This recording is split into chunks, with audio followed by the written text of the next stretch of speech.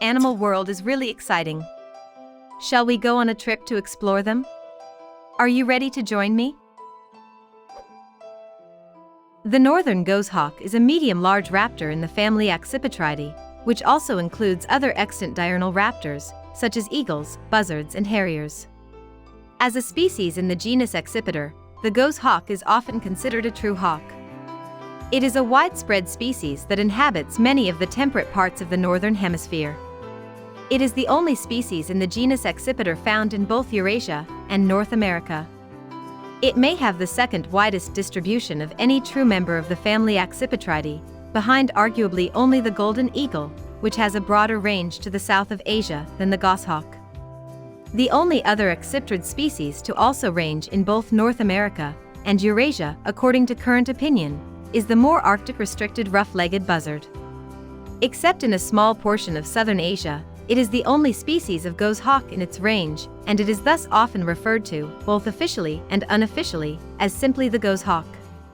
It is mainly resident, but birds from colder regions migrate south for the winter.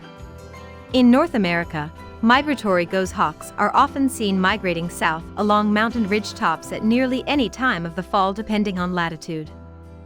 The northern gos-hawk has relatively short, broad wings and a long tail, typical for Accipiter species and common to raptors that require maneuverability within forest habitats. For an Accipiter, it has a relatively sizable bill, relatively long wings, a relatively short tail, robust and fairly short legs, and particularly thick toes.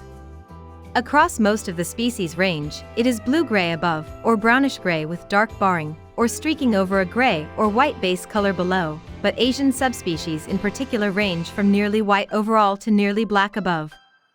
Gos-hawks tend to show clinal variation in color, with most gos-hawks further north being paler, and those in warmer areas being darker, but individuals can be either dark in the north or pale in the south.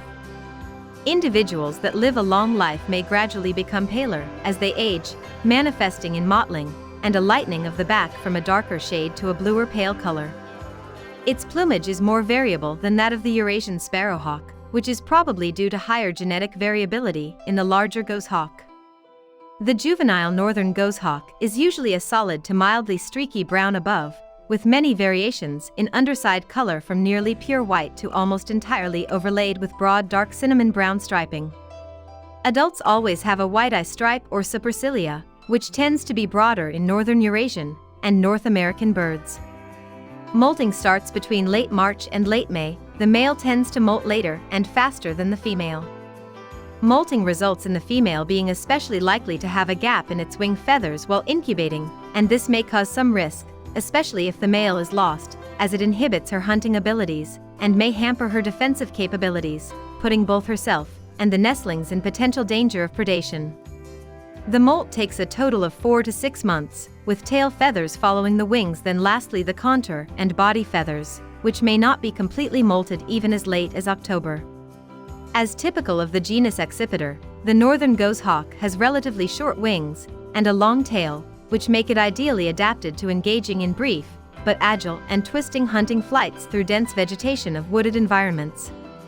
This species is a powerful hunter, taking birds and mammals in a variety of woodland habitats, often utilizing a combination of speed and obstructing cover to ambush their victims. Gos-hawks often forage in adjoining habitat types, such as the edge of a forest and meadow. Now, let's listen to its call.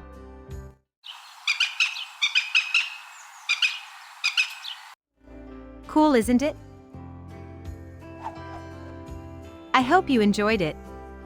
Sincere thanks for being a wildlife fan. I will look forward to your next visit. Till then, keep smiling.